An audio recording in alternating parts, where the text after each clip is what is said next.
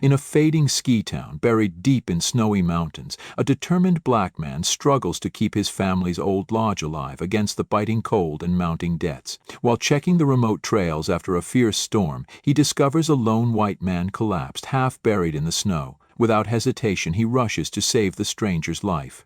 Neither of them knows that this simple act of kindness will set off a chain of events that will change both of their futures forever. Before we dive into story, let us know where you're watching from. We love to hear your thoughts.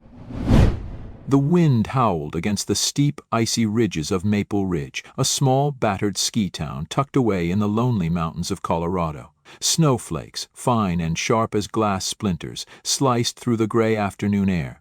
The lodge roofs wore thick, sagging blankets of white, and the pine trees creaked under the heavy weight, their dark needles shivering in the biting cold. The ski lifts hung motionless like abandoned swings in a forgotten playground, their rusty chains groaning whenever a gust of wind passed. John Ha, a tall, broad-shouldered black man in his mid-30s, stood at the edge of the old, cracked parking lot, staring out at the lifeless ski trails with a heaviness dragging down his chest. His skin was a warm shade of brown, his short, cropped hair dusted with fresh snow, and his face, though youthful, was lined with the subtle marks of exhaustion and stubborn perseverance. Wearing a thick, worn-out parka patched at the elbows and rugged boots crusted with ice, he looked every bit a man weathered by endless winters, not just the ones brought by the seasons, but the ones brought by life itself. Maple Ridge wasn't just another ski spot for John. It was blood and bone, a family legacy 3 generations deep. His grandfather had laid the first planks of the lodge with his own hands. His father had taught local kids to ski for free when their parents couldn't afford it. Now John found himself standing on the crumbling edge of that legacy, fighting against a world that seemed determined to swallow it whole. Customers had stopped coming, seduced by fancier resorts with heated pools and private chalets. The snowfall had been unpredictable, the debts piled up thicker than the snow itself, and now the final blow loomed. Snow Peak Corporation, a mammoth in the winter tourism industry, was preparing to buy out the land, tear down the memories, and replace them with concrete, glass, and luxury. John's stomach twisted every time he thought about it, but today he had no time to drown in fear. Pulling his hood tighter against the howling wind, he strapped on his old snowshoes and began his routine patrol through the more remote trails, checking for broken signs, fallen trees, or anything that could endanger the handful of stubborn visitors still trickling in. The higher he climbed, the thinner the air became, biting at his lungs with sharp, cold teeth. His breath came out in thick clouds, puffing urgently into the gray. He pushed forward, his body moving automatically even as his mind churned with worry. Running numbers he couldn't make add up, imagining bank letters he hadn't even opened yet. Then, a flash of movement, something unnatural against the endless white. Jonath froze, heart kicking against his ribs. Squinting through the swirling snow, he spotted a shape, a man, sprawled awkwardly at the base of a shallow ravine, half buried in the powder. John had shouted, but the wind devoured his voice. No answer. His instincts kicked in hard and fast. Without hesitation, he stomped downhill, every step a fight against gravity and fear. The man was pale, so pale it was alarming, his face almost blending into the snow except for the faint smear of blood crusting along his temple. He was dressed in expensive ski gear, but even that wasn't enough to protect against exposure for long. Kneeling beside the stranger, John pressed 2 fingers to the man's neck, a faint, slow pulse, alive but fading fast. "Hang on, man," Jonath muttered under his breath, voice rough with urgency, his own heartbeat hammering against his ears like a drum.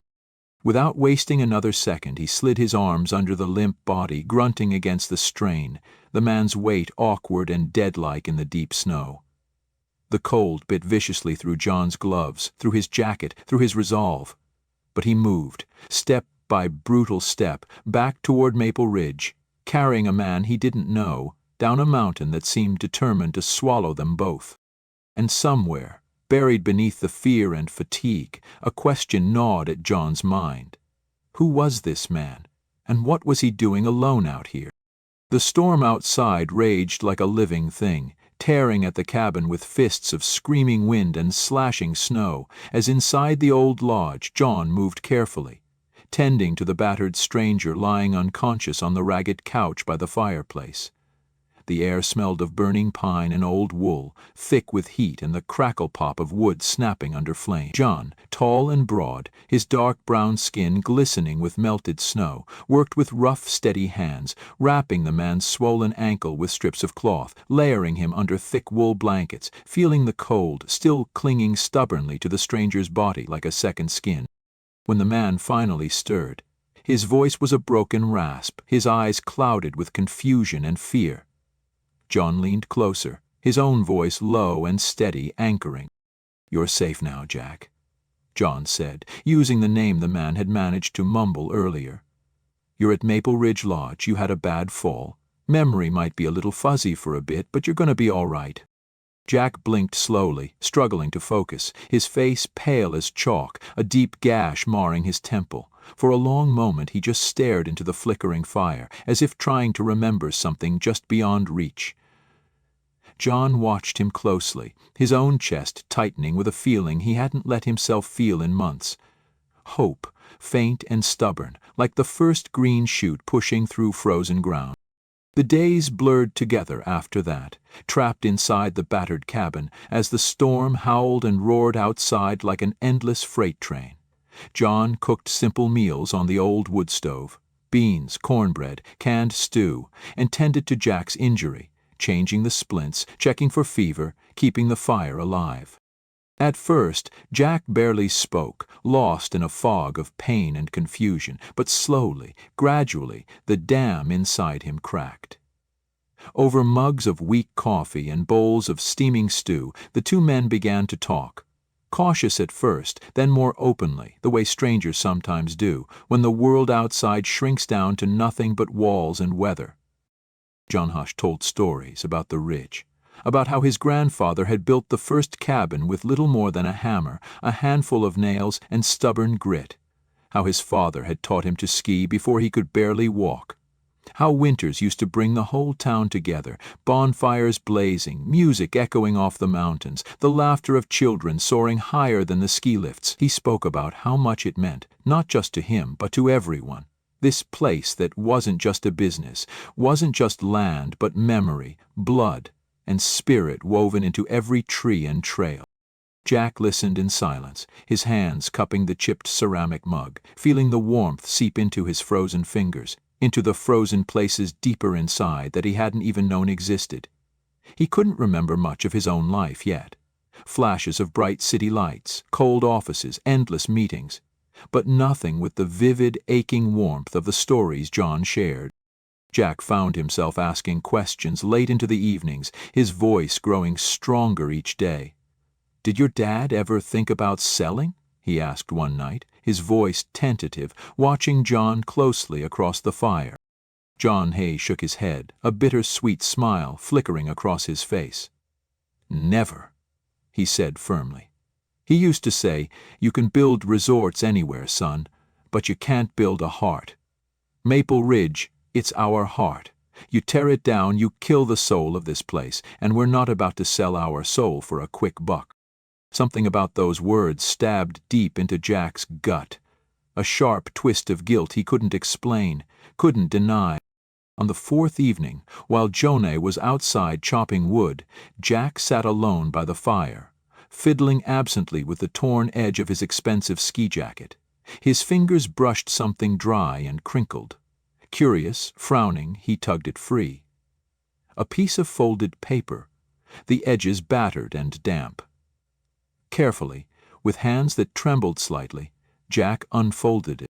It was a map, a detailed layout of Maple Ridge, marked with thick red lines, notes scrawled in precise businesslike handwriting, development plans, demolition routes, proposed luxury facilities.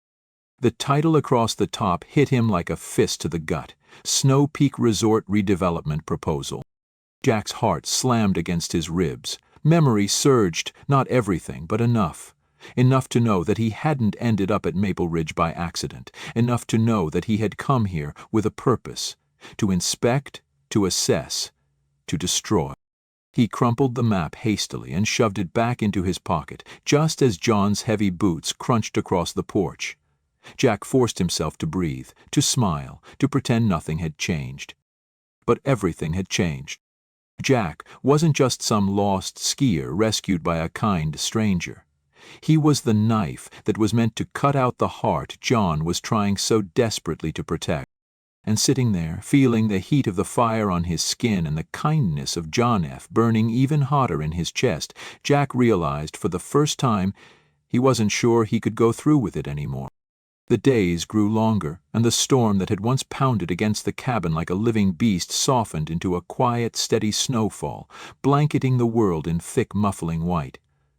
Inside the lodge the air was warmer, heavier with the smell of wood smoke and wet wool, the hiss and pop of the fire stitching a steady heartbeat through the silence. Jack sat bundled in a heavy old coat John had loaned him, ankles still tender but improving, cradling a chipped mug of bitter coffee between his palms.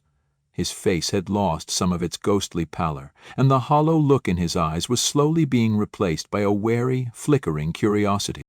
John, standing by the window and peering out into the whiteout beyond, turned back toward Jack with a crooked grin. "You ready to stop sitting around feeling sorry for yourself?" he teased, voice rich and warm like worn leather. Jack raised an eyebrow, amused despite himself. "That depends," he said hoarsely. "What exactly are you planning to torture me with?" Yonhei tossed him a pair of battered snow boots. "First aid basics. Then, if you're not whining too much, I'll teach you to ski like a real mountain boy." Jack chuckled, wincing as he struggled to his feet. "You're evil. Only to quitters." John shot back, clapping him on the back with a hand that could have easily crushed him but somehow only conveyed brotherly encouragement. Out in the snow, under a sky so gray it looked like it might collapse under its own weight, John patiently taught Jack how to splint a branch to a broken limb, how to start a fire even when your fingers were too numb to move, how to fall on skis without breaking your neck. Jack, clumsy at first, fell again and again, landing with heavy thuds and muffled curses, but every time he looked up, John was there, grinning and holding out a hand. "Up again," John would say. "You don't get better sitting on your ass." Jack would scowl, grumble, but he'd grab that hand and haul himself up, the stubbornness in him lighting a fire that hadn't burned in years. Through the falling snow, Jack watched the few townsfolk who remained, tough, wiry men and women, with weather-beaten faces and broad smiles, gathering to help Jonhai patch roofs, mend broken fences, stack firewood. They joked loudly, cussed at the stubborn mules they used to haul supplies, shared flasks of whiskey and plates of steaming stew. Their camaraderie was rough and noisy, but it was real, deeper than any polished handshake Jack had ever seen in his life at boardrooms full of suits and lies. One evening, while they sat close to the fire peeling potatoes, John spoke without lifting his head. "We take care of each other round here. Ain't got much else if we don't." Jack nodded, feeling a strange warmth spread through his chest, a longing he couldn't quite name. "Yeah," he muttered, almost to himself. "I can see that." Later that night, when the lodge had quieted to the low hum of crackling firewood and the occasional groan of shifting timbers, Jack lay staring up at the rough wooden beams overhead, memories leaking slowly back into his mind like water through cracks in a dam.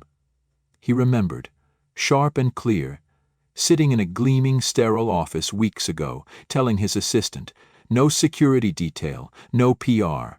I want to see it with my own eyes, no spin. If I'm out of contact for a few days, let it be." That decision, made in arrogance, now seemed like the first honest move he'd made in years. Jack closed his eyes, the faces of these rugged, laughing people swirling in his mind, and from deeper still rose older memories. Sledding down frozen hills as a boy, red-faced and shrieking with joy. Snowball fights until his fingers burned, his mother's voice calling him home through the early twilight. He had grown up in a place not unlike this one, before he had traded dirt roads and pine trees for penthouses and private jets. Somewhere along the way, Jack realized he had lost himself. The next evening, the townsfolk gathered outside under the blazing stars, the snow around them trampled flat and darkened with ash. A great bonfire roared skyward, spitting sparks like angry bees, and laughter echoed off the surrounding mountains, raw and wild and alive. John handed Jack a battered metal cup of mulled wine, clapped him on the shoulder, and dragged him into the circle of light. An old woman with silver hair braided down her back stood near the fire, her voice strong despite her years, telling the story of Maple Ridge. How it had been built not with money but with grit, sweat, and the stubborn refusal to let the cold win. She spoke of fathers teaching sons, mothers teaching daughters, of children raised not on luxury but on love of land and community, respect for the wild beauty that surrounded them. Jack listened, heart hammering against his ribs, feeling every word sink deep into his bones. "This place," the old woman said, her eyes sweeping over the crowd and landing on Jack for a long moment, "ain't just snow and wood. It's memory. It's family. It's fight." Jack found himself clenching his cup so hard the metal bit into his skin. He could see it all so clearly now. The soulless resort his company wanted to build, sterile and shining, wiping away all of this for the sake of another few $1,000,000 in quarterly profit. He wasn't sure when it happened exactly, but sitting there among those rough, laughing, stubborn people, feeling the fire crackle against his face and the cold nip at his back, Jack made a decision he hadn't expected. A decision that scared him more than any corporate merger or hostile takeover ever had. He couldn't destroy this place. You wouldn't. And he realized, bitter and sharp, that by choosing to come here without his title, without his power, he had left himself no way to hide behind contracts or policies. All he had left was the truth, and his own damn heart. The morning came sharp and brittle, the sky a cold blue, so clear it almost hurt to look at, the snow on the ground glittering like a million tiny knives. John sat alone at the battered kitchen table, a mug of coffee cooling untouched between his rough hands, his gaze distant, unfocused, weighed down by the heavy silence that filled the lodge like thick smoke. Jack leaned against the doorframe, arms crossed, heart hammering a brutal rhythm against his ribs, the crumpled piece of paper burning a hole in his jacket pocket. The message he had finally received from Snow Peak, the one he had secretly arranged to be sent. It had taken every ounce of nerve Jack had left to make the call, to put the pieces in motion without tipping his hand, but now it was done, and the trap was set. He cleared his throat, the sound loud and sudden in the stillness. "Jonath," he said, voice casual but tight underneath, like a taut wire ready to snap. "You ever think about expanding this place?" John had glanced up, a flicker of suspicion crossing his face, quickly masked. "Expand?" he echoed, voice flat. "With what money? We're barely keeping the lights on." Jack shrugged, stepping into the room, feigning nonchalance. "Maybe. Someone's willing to help, someone with deep pockets, someone who sees potential here." John narrowed his eyes, sitting up straighter. "What you talking about, Jack?" Jack pulled out the paper, setting it carefully on the table.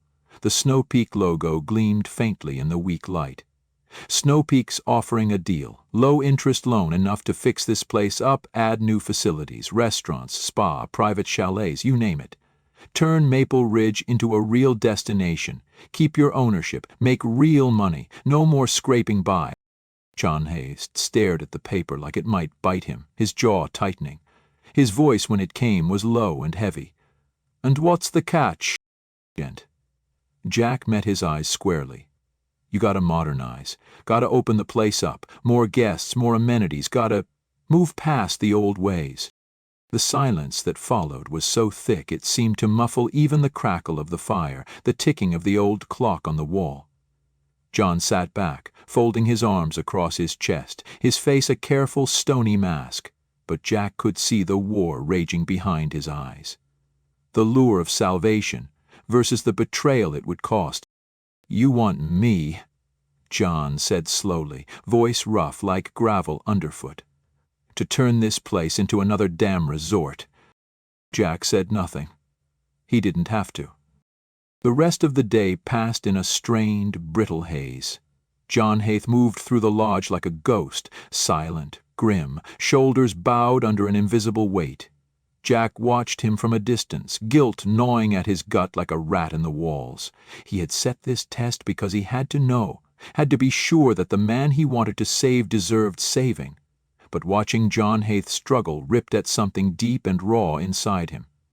That night, long after the others had gone to bed, John sat alone by the fire, a glass of cheap whiskey dangling from his fingers, the flames painting his face in golden shadow.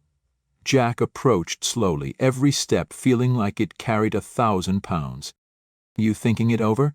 Jack asked, voice quiet, almost afraid to break the fragile bubble of silence. John Ha didn't look at him. He stared into the fire, eyes distant, face carved from stone. When he finally spoke, his voice was steady, but there was a tremor under it, like the first cracks in a frozen lake. "You know what my daddy used to say?" John Hem murmured, not waiting for an answer. He said, "Oh hey, a man's soul ain't worth trading for a paycheck, not for nothing." I used to think he was just being stubborn, old-fashioned. But sittin' here thinking about all them kids we taught to ski, all them winters we spent laughin' and livin', I get it now. He turned, finally meeting Jack's gaze head-on, the firelight flickering in his dark eyes. "If keepin' this place true means losing it, then so be it. I'd rather go down fightin' than sell out who we are." Jack swallowed hard against the lump rising in his throat. He wanted to speak, to confess everything, but he couldn't. Not yet. His chest ached with pride, with shame, with a strange, burning admiration that scared him more than any business deal ever had. Instead, Jack just nodded once, sharply, stuffing his shaking hands into his pockets to keep them from betraying him. "You're a damn fool, John," Jack said roughly, a smile twitching at the corner of his mouth. "But maybe you're the kind of fool the world needs." And deep down, Jack knew he had his answer. There would be no resort. There would be no demolition. There would be no betrayal. Not if he had anything to say about it. Not anymore. The sun rose slow and golden over Maple Ridge, lighting the snow into 1,000 glittering diamonds, the air crisp and sharp and alive with the clean scent of pine and wood smoke. Inside the lodge, John stood by the old fireplace, turning a battered coffee mug in his rough hands, his stomach twisted into knots tighter than any he'd ever felt before. Jack stood across from him, a strange look on his face, part nerves, part excitement, part something heavier, something final. "Joan," Jack said, voice steady but low, like he was about to step off a cliff. "I need to tell you something. Something real." John looked up, frowning. "What is it, Jack?" Jack took a breath so deep it seemed to pull the whole room inward. "My name's not just Jack," he said slowly. "It's Jack Preston, CEO of Snowstorm." For a moment, the world seemed to freeze. The crackling fire, the ticking clock, even the lazy drift of snow outside the window. All of it held its breath. Yoneth stared at him, expression unreadable, the mug forgotten in his hand. "You're," John began, voice cracking like dry timber. Jack nodded, shame and pride warring in his chest. "Yeah. I came here to buy this place out, to turn it into another luxury resort. That was the plan." Silence crashed down between them, heavy and suffocating. "But," Jack continued quickly, stepping forward, voice rising with urgency, "then you saved me. You showed me what this place really is, not just land, not just profit. It's history. It's family. It's heart." Jana's jaw tightened, a muscle twitching in his cheek. He folded his arms, dark eyes sharp, unreadable. Jack pushed on, heart pounding. "I talked to my board last night. Snow Peak's pulling out of the original deal. We're not buying Maple Ridge to destroy it. We're investing, but only to help preserve it, to keep it what it is. We'll fund repairs, promote sustainable tourism, support the community. No bulldozers, no high-rise hotel." Junhad didn't speak, his stare burning straight through Jack like a welding torch. "And," Jack added, voice softer now, "we want you, John H., to stay in charge, to lead the community, to be the face of Maple Ridge future." The words hung in the smoky air, trembling, fragile. Finally, John set the mug down with a heavy thud. He let out a long breath, raking a hand through his short-cropped hair. His voice, when it came, was hoarse, thick with something dangerously close to emotion. "You mean it?" Yoneth asked, the words gritty, raw. "No tricks? No fine print?" Jack shook his head, a crooked, earnest smile breaking across his face. "No tricks, man, you've got my word." Johnhan let out a broken laugh, rough and astonished. "Hell!" he muttered, shaking his head, a wide grin breaking free. "For once, a rich man who ain't full of it." Jack laughed too, the sound rusty and real, the kind of laugh that cleans out the lungs and the soul. Johann stepped forward and, without another word, clapped Jack on the back so hard the man staggered, both of them laughing like fools, like brothers. That afternoon, the entire town gathered by the old bonfire pit, the air ringing with shouts and laughter, boots stomping snow, babies crying, dogs barking, messy, wild, beautiful life. Jack stood in front of the crowd, side by side with John, and spoke plain and clear. "Maple Ridge is staying Maple Ridge," Jack said, voice carrying strong and sure over the gathered crowd.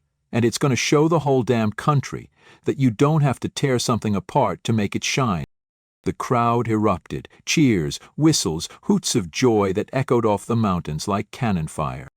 In the months that followed, Maple Ridge flourished. The lodge was repaired with local hands. The trails were kept rugged, wild, authentic. Visitors came not just for luxury, but for stories, for connection, for a piece of something real. Word spread fast, and soon other towns started reaching out, asking for advice, wanting to follow the same path. Sustainable tourism, community-first development. John had become a symbol, a living reminder that heart matters more than profit, that roots matter more than concrete. And Jack? Jack stayed too, not as a CEO with an agenda, but as a friend, a partner, a believer. One evening, months later, the two men sat on the porch of the newly restored lodge, sharing a cold beer, watching the sun sink behind the snowy peaks.